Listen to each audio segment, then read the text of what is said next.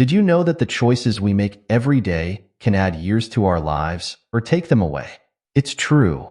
We often think about big life events shaping our future, but it's the small things we do daily that really make a difference. Today, we're going to talk about 6 habits that might be making your life shorter. And trust me, number 4 will really surprise you. These aren't just any habits. They're sneaky ones that many of us do without even realizing how much they affect us. But here's the good news. Once you know about them, you can change them and start living a healthier, happier life. Now, you might be thinking, oh great, another list of things I shouldn't do. But stick with me, because this isn't just about living longer. It's about living better. It's about waking up each day feeling good, having more energy, and really enjoying your life. And the best part? It's not as hard as you might think. Small changes can make a big difference. So, are you ready to find out what these habits are and how they might be affecting you? Let's dive in. Here's the thing. If we don't pay attention to these habits, we might miss out on so much. Think about it. What if you could have more energy to play with your kids or grandkids?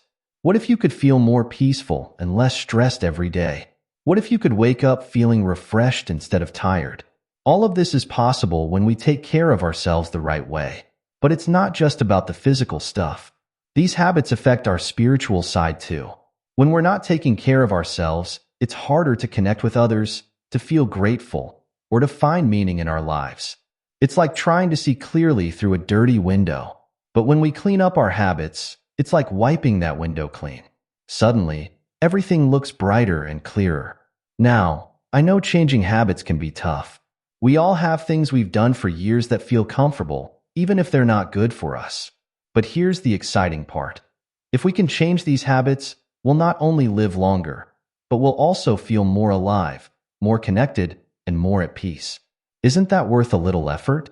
And remember, we're not talking about completely changing your life overnight. These are small changes that add up to big results. It's like saving a little money each day. At first, it doesn't seem like much, but over time, it grows into something amazing. That's what we're aiming for with these habits. Small, doable changes that will help you feel better now and for years to come. Let's talk about why habits matter so much, especially when it comes to our spiritual side. You see, habits are like the background music of our lives.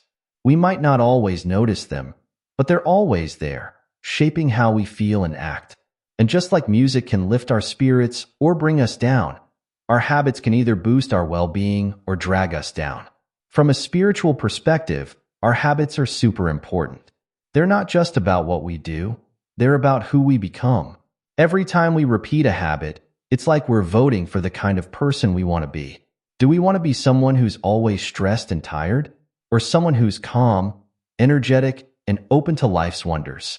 Our habits are making that choice for us every single day. Now, I get it. Changing habits isn't easy. Our brains love routines, even when they're not good for us. It's like our minds are stuck in a comfy old chair. It might not be the best for our back, but it's familiar. But here's the good news. We can change. Our brains are amazing and can learn new ways of doing things. It just takes a little patience and practice. So, what are these 6 habits we need to watch out for? Well, they might not be what you expect. Some of them might even seem harmless at first glance. But trust me, they can have a big impact on how long we live and how good we feel. We'll look at things like how we eat, how we think, how we spend our time, and even how we breathe. Yes, even breathing can be a habit that affects our health. As we go through each habit, I want you to think about your own life. Do you recognize any of these habits in yourself? Don't worry if you do. We all have some habits we need to work on. The important thing is that you're here, ready to learn and make positive changes. Remember, this isn't about being perfect. It's about making small, steady improvements that add up over time. Think of it like tending a garden. You don't expect a seed to become a full-grown plant overnight. You plant it, water it, give it sunlight, and over time, it grows. That's what we're doing with our habits, planting seeds for a healthier, happier life. So, are you ready to discover these 6 life-shortening habits and learn how to change them? Great. Let's start with habit number 1. which might be something you're doing right now without even realizing its impact. You might be surprised to find out that something as simple as sitting could be shortening your life. But it's true. In our modern world, many of us spend hours and hours sitting every day. We sit at work, we sit in the car, we sit to watch TV or use our phones. It seems harmless, right? After all, we're just resting. But here's the thing. Our bodies weren't made to sit so much. When we sit for long periods, it's like we're telling our body to slow down. Our muscles relax too much, our heart doesn't have to work as hard, and our body starts to think it doesn't need to be strong or active. Over time, this can lead to all sorts of health problems. It can make our bones weaker, our muscles less strong, and even increase our risk of heart disease and other serious illnesses. But it's not just about our physical health. Sitting too much can affect our spiritual well-being too. When we're always sitting, we're often not moving, not exploring, not engaging with the world around us.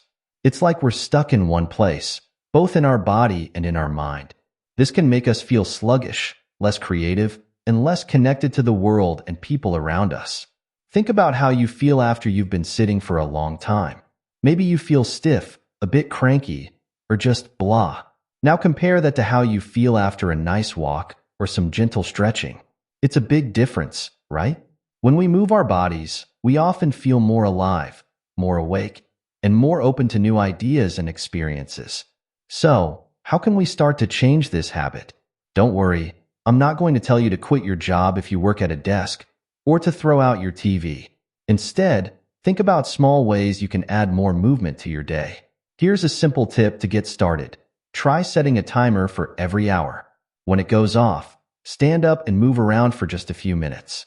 You could do some stretches, walk around your house or office, or even dance to your favorite song. Another idea is to try standing or walking while doing things you'd normally do sitting down. Could you stand while talking on the phone? Or have a walking meeting with a colleague instead of sitting in an office? Some people even set up standing desks or treadmill desks to keep moving while they work. Remember, the goal isn't to never sit down. Sitting isn't bad in itself. It's sitting for long periods without breaks that can cause problems. By adding more movement to your day, even in small ways, you're doing something good for your body and your spirit. You're telling your body, hey, I want to be active and engaged with life. As you start to move more, pay attention to how you feel. You might notice that you have more energy, that your mind feels clearer, or that you're in a better mood. These are all signs that you're not just adding years to your life, but adding life to your years. Now, let's talk about something we all do, or should do, every day. Sleep. You might be thinking, sleep? How can that be a life-shortening habit?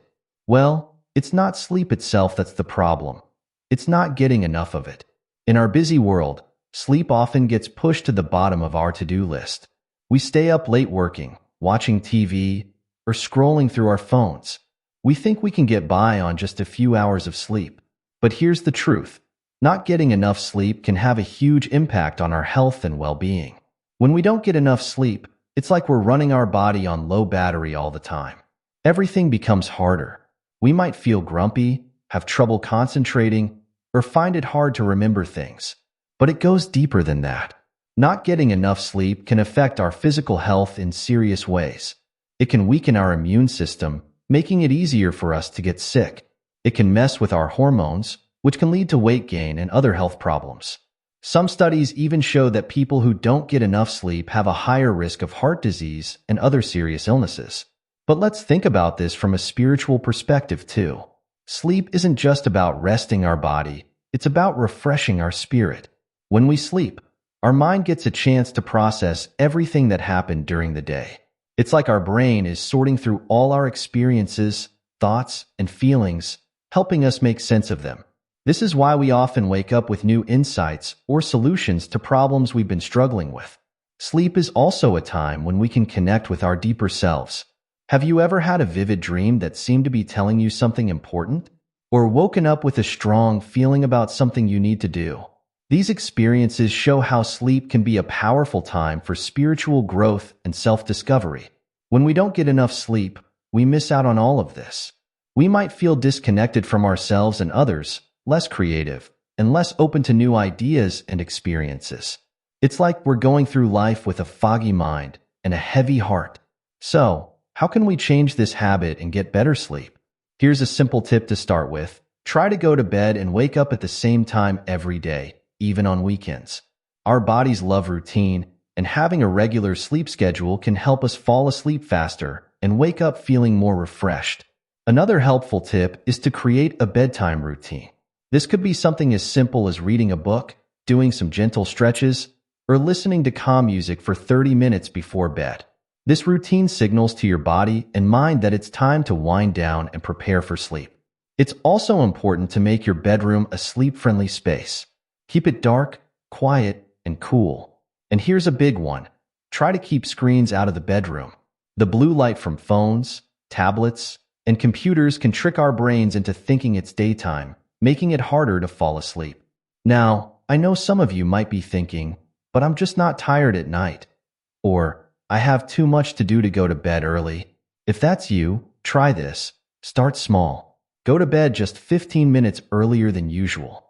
Once that feels comfortable, add another 15 minutes.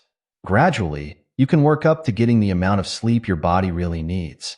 As you start to prioritize sleep, pay attention to how you feel. You might notice that you have more energy during the day, that you're in a better mood, or that you're thinking more clearly. You might even find that you're more productive, getting more done in less time because your mind is sharper. Remember, getting enough sleep isn't lazy or unproductive. It's one of the most important things you can do for your health, happiness, and spiritual well-being. It's like giving yourself a gift every night, the gift of renewal and rejuvenation. Now, let's talk about something we all do, but often don't realize how much it affects us: negative self-talk. This is the habit of saying unkind or unhelpful things to ourselves in our own minds. You know those little voices in your head that say things like, "I'm not good enough.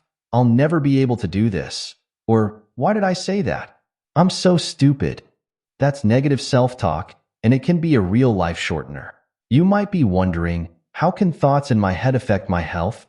Well, our thoughts are powerful. They shape how we feel about ourselves and the world around us. When we constantly tell ourselves negative things, it's like we're putting ourselves down all day long. This can lead to stress, anxiety, and even depression. And we know that these mental health issues can have a big impact on our physical health too. When we're always criticizing ourselves, our body reacts as if we're under threat. It releases stress hormones like cortisol, which over time can lead to all sorts of health problems. It can weaken our immune system, make it harder for us to sleep, and even increase our risk of heart disease. Plus, when we're always putting ourselves down, we might be less likely to take good care of ourselves in other ways, like eating healthy foods or exercising. From a spiritual perspective, negative self-talk can be really harmful too.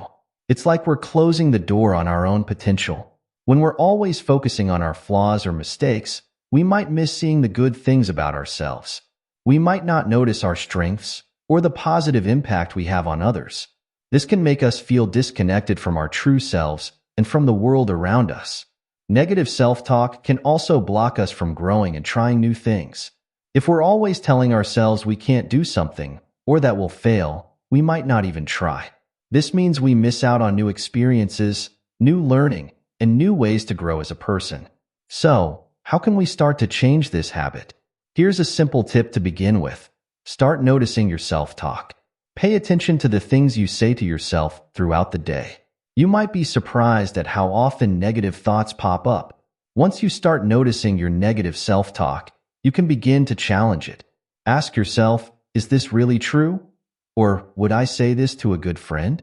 Often, we say things to ourselves that we would never say to someone we care about.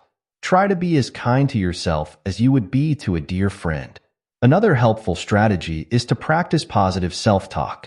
This doesn't mean ignoring problems or pretending everything is perfect. It's about being fair and kind to yourself. For example, instead of saying, "I'm so stupid, I can't do anything right," you might say, "I made a mistake, but that's okay. Everyone makes mistakes sometimes, and I can learn from this." You can also try using affirmations. These are positive statements that you repeat to yourself regularly. They might feel a bit silly at first, but they can be really powerful. Some examples could be, "I am capable and strong," I am worthy of love and respect, or I am doing my best, and that is enough. Remember, changing the way we talk to ourselves takes time and practice. Be patient with yourself. If you catch yourself being negative, don't get upset about it. Just gently remind yourself to be kinder and try again. As you start to change your self-talk, pay attention to how you feel. You might notice that you feel more confident, more relaxed, or more open to new experiences. You might find it easier to connect with others or to try new things. This is because when we're kind to ourselves, we create a sense of inner safety and support. It's like we become our own best friend and cheerleader. Changing your self-talk isn't just about feeling better, although that's important too. It's about opening yourself up to all the good things life has to offer. When we believe in ourselves and treat ourselves with kindness, we're more likely to go after our dreams, to build meaningful relationships, and to live a life that truly fulfills us. So, the next time you hear that negative voice in your head, remember, you have the power to change it. You can choose to be kind to yourself, to focus on your strengths, and to encourage yourself just like you would a good friend. It might take some practice, but it's one of the most powerful changes you can make for your health, happiness, and spiritual growth. Now, here's the habit that might surprise you: ignoring your breath. You might be thinking, what? Breathing is automatic. How can I ignore it? Well, that's exactly the point. Breathing is so natural that we often don't pay any attention to it. But the way we breathe can have a huge impact on our health and well-being. Many of us breathe in a shallow way, using only the top part of our lungs. This is especially true when we're stressed or focused on something. We might even hold our breath without realizing it. This shallow breathing can become a habit, and it's not good for us. When we don't breathe deeply, our body doesn't get all the oxygen it needs. This can make us feel tired, anxious, and even dizzy. Poor breathing habits can affect our health in serious ways. It can increase our stress levels, raise our blood pressure, and even weaken our immune system. Over time, this can contribute to all sorts of health problems, from headaches and muscle tension to more serious issues like heart disease. But breathing isn't just about getting oxygen. From a spiritual perspective, breath is deeply connected to our life force. In many spiritual traditions, breath is seen as a bridge between our body and our spirit. When we ignore our breath, it's like we're ignoring this important connection. We might feel disconnected from ourselves, less grounded, and less in tune with our inner wisdom. Deep, mindful breathing, on the other hand, can have amazing benefits. It can help us feel calmer, more focused, and more connected to ourselves and the world around us. It's like pressing a reset button for our body and mind. When we breathe deeply, we send a signal to our body that everything is okay. This can help reduce stress, lower our heart rate, and even boost our mood. So, how can we change this habit and start breathing better? Here's a simple tip to get started. Set a reminder on your phone or computer to take a few deep breaths every hour. When the reminder goes off, stop what you're doing and take 3 slow, deep breaths. Breathe in through your nose, filling your belly first and then your chest. Then breathe out slowly through your mouth. Just doing this a few times a day can make a big difference. Another helpful practice is to do some mindful breathing before bed or when you wake up. Lie down comfortably and place one hand on your belly and one on your chest. Breathe deeply, feeling your belly rise and fall with each breath. Try to do this for 5 to 10 minutes. It's a great way to relax and connect with yourself.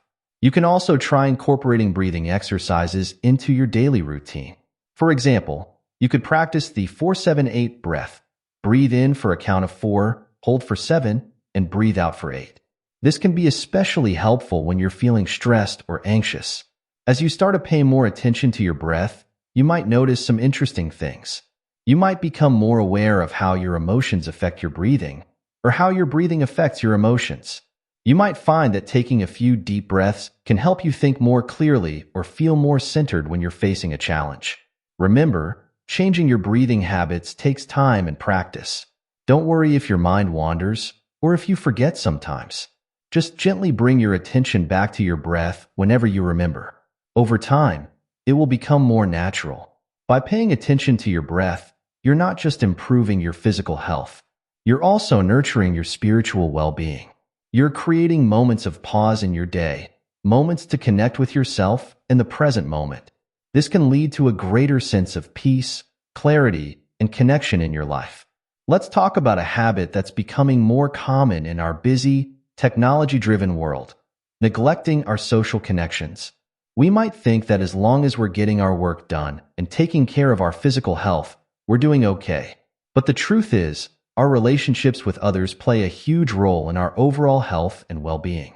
Humans are social creatures. We're wired to connect with others.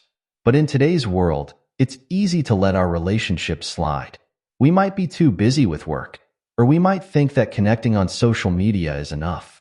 But real, face-to-face connections are important for our health in ways we might not realize. When we don't have strong social connections, it can affect our physical health. Studies have shown that people who are socially isolated have a higher risk of health problems like high blood pressure, heart disease, and even early death. It's not just about having people around. It's about having meaningful connections where we feel understood and supported.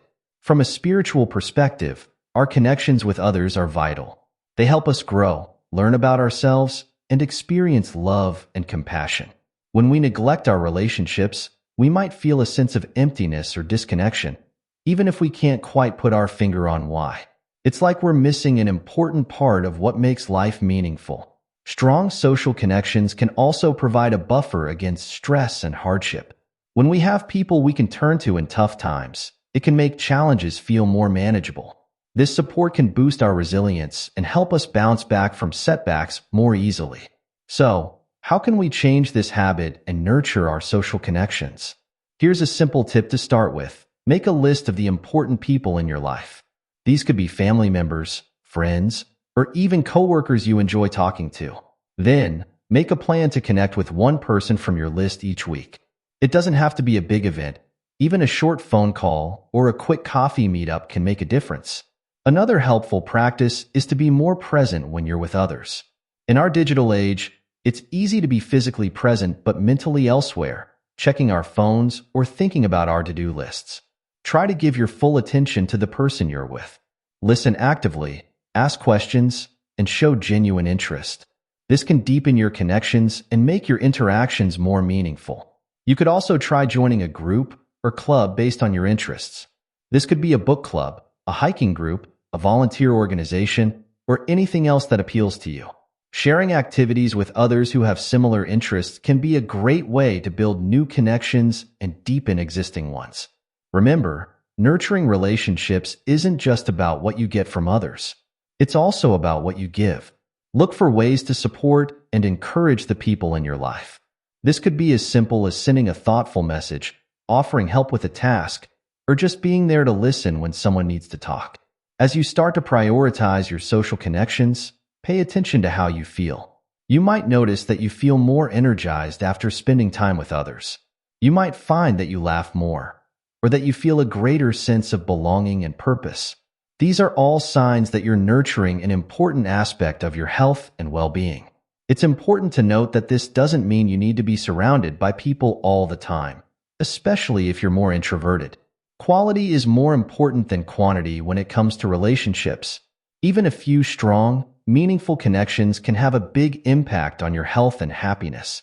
By nurturing your social connections, you're not just improving your health. You're also creating a support network, building a sense of community, and opening yourself up to new experiences and perspectives. This can lead to a richer, more fulfilling life, both physically and spiritually. Habit number 6, holding on to grudges. Now, let's talk about a habit that might not seem obviously related to health, but can have a big impact: holding on to grudges. We've all been hurt or wronged by someone at some point in our lives. It's natural to feel angry or upset when this happens. But when we hold on to these negative feelings for a long time, it can seriously affect our health and well-being. Holding a grudge is like carrying around a heavy backpack full of negative emotions. It weighs us down and takes up energy that we could be using for other things. When we're constantly replaying past hurts in our minds, it keeps us stuck in negative thought patterns. This can lead to chronic stress, which we know is bad for our physical health. When we hold grudges, our body reacts as if we're under constant threat. This can raise our blood pressure, weaken our immune system, and even increase our risk of heart problems. It can also affect our mental health, leading to depression, anxiety, and difficulty enjoying the good things in our lives. From a spiritual perspective, holding grudges can be really damaging. It can block us from experiencing peace, joy, and love. When we're focused on past hurts, it's hard to be fully present in the moment or to open ourselves up to new positive experiences. Grudges can also create a sense of separation between us and others, making it harder to form deep, meaningful connections. Many spiritual traditions talk about the importance of forgiveness. This doesn't mean forgetting what happened or saying that it was okay. Instead, forgiveness is about letting go of the negative emotions attached to the event. It's a gift we give ourselves, freeing us from the burden of anger and resentment. So, how can we start to change this habit and let go of grudges? Here's a simple tip to begin with. Try writing a letter to the person you're holding a grudge against. You don't have to send it. This is just for you. Write down how you feel and why you're angry or hurt. Then, try to see the situation from the other person's perspective. This can help you start to understand the situation in a new way. Another helpful practice is to focus on gratitude.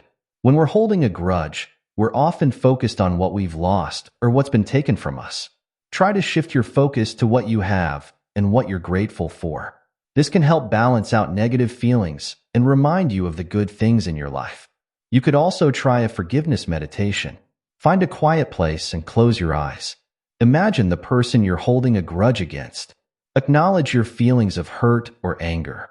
Then, imagine sending them feelings of understanding and compassion. You might say to yourself, "May you be free from suffering. May you find peace." Remember, this isn't about condoning their actions. It's about freeing yourself from negative emotions. It's important to note that forgiveness is a process, not a one-time event. It might take time, and that's okay. Be patient and kind with yourself as you work through your feelings. As you start to let go of grudges, pay attention to how you feel. You might notice that you feel lighter, like a weight has been lifted off your shoulders. You might find it easier to relax or to enjoy the present moment. You might even notice improvements in your physical health, like better sleep or less tension in your body. Remember, letting go of grudges doesn't mean you have to let that person back into your life or put yourself in a position to be hurt again. It's about freeing yourself from the negative emotions that are holding you back. It's a way of taking care of yourself and creating space for more positive experiences in your life. By working on letting go of grudges, you're not just improving your health. You're also opening yourself up to more peace, more joy, and more meaningful connections with others. This can lead to a more fulfilling life, both physically and spiritually. Habit number 4, neglecting self-care. Let's talk about a habit that many of us are guilty of, neglecting self-care. In our busy lives, it's easy to put ourselves last on the list. We might think that taking care of ourselves is selfish or a luxury we can't afford. But the truth is, self-care is essential for our health, happiness, and overall well-being. When we neglect self-care, we're essentially running ourselves into the ground. It's like trying to drive a car without ever stopping for gas or maintenance. Eventually, we'll break down. This neglect can show up in many ways. Maybe we're not eating well because we're too busy to cook healthy meals. Or we're not exercising because we're too tired after work. Or we're not taking time to relax and do things we enjoy because we feel guilty about not being productive. The impact of neglecting self-care can be serious. It can lead to burnout, where we feel exhausted, unmotivated, and unable to cope with daily life. It can weaken our immune system, making us more susceptible to illnesses. It can also affect our mental health, leading to increased stress, anxiety, and depression. From a spiritual perspective, neglecting self-care can disconnect us from our inner selves. When we're always rushing and pushing ourselves, we don't have time to listen to our inner voice or connect with our deeper needs and desires. This can leave us feeling lost, unfulfilled, or like we're just going through the motions of life without really living it. So, how can we change this habit and start prioritizing self-care? Here's a simple tip to get started. Make a list of things that make you feel good, recharged, or at peace. These could be small things like taking a warm bath, reading a book, or going for a walk in nature. Then, commit to doing at least one thing from your list every day, even if it's just for 15 minutes. Another helpful practice is to set boundaries. Learn to say no to things that drain your energy or don't align with your values. This might mean turning down extra work projects, limiting time with people who bring you down, or reducing your commitments to make more time for yourself. You could also try creating a morning or evening routine that's just for you. This could include things like meditation, journaling, gentle stretching, or simply enjoying a cup of tea in silence. Having a consistent self-care routine can help you start or end your day on a positive note. Remember, self-care isn't selfish. It's necessary. When we take care of ourselves, we have more energy and patience to care for others and tackle our responsibilities. It's like putting on your own oxygen mask first on an airplane. You need to take care of yourself to be able to help others effectively. As you start to prioritize self-care, pay attention to how you feel. You might notice that you have more energy, that you're more patient with others, or that you're better able to handle stress. You might find that you're more creative, more productive, or simply happier overall. Self-care looks different for everyone, so it's important to find what works for you. What makes one person feel recharged might be draining for another. Experiment with different activities and see what leaves you feeling refreshed and energized. By making self-care a priority, you're not just improving your health. You're also honoring your own worth and creating space for personal growth and spiritual connection. This can lead to a more balanced, fulfilling life where you're not just surviving, but truly thriving. Now, let's dive into a habit that can have a profound impact on our lives: negative thinking patterns. We all have negative thoughts from time to time, but when these thoughts become a habit, they can seriously affect our health, happiness, and overall quality of life. Negative thinking patterns are like wearing dark sunglasses all the time. They color everything we see and experience in a negative way. We might always expect the worst to happen, focus on our failures while ignoring our successes, or believe that we're not good enough no matter what we do. These patterns can include things like all or nothing thinking, overgeneralizing, or always focusing on the negative aspects of a situation. The impact of negative thinking patterns on our health can be significant. When we're constantly thinking negative thoughts, our body responds as if we're under threat. This triggers our stress response, releasing hormones like cortisol and adrenaline. Over time, this chronic stress can lead to a whole host of health problems, including heart disease, digestive issues, and a weakened immune system. Negative thinking patterns can also have a big impact on our mental health. They can contribute to anxiety and depression, make it hard for us to enjoy life, and even affect our relationships with others. When we're always thinking negatively, it can become a self-fulfilling prophecy. We might not try new things or take opportunities because we've already decided they won't work out. From a spiritual perspective, negative thinking patterns can block us from experiencing joy, peace, and connection. They can keep us stuck in the past or worried about the future, preventing us from fully experiencing and appreciating the present moment. These patterns can also create a sense of separation from others and from our own inner wisdom. So, how can we start to change these negative thinking patterns? Here's a simple tip to begin with. Start noticing your thoughts. Pay attention to the running commentary in your head throughout the day. When you catch yourself thinking negatively, pause and ask yourself, is this thought really true? Is it helpful? Another helpful practice is to challenge your negative thoughts. When you have a negative thought, try to find evidence that contradicts it. For example, if you think, I never do anything right, try to think of times when you've succeeded or done something well. This can help balance out your thinking and make it more realistic. You could also try keeping a gratitude journal. Each day, write down 3 things you're grateful for. This practice can help shift your focus from what's wrong to what's good in your life. Over time, this can help rewire your brain to notice more positive things.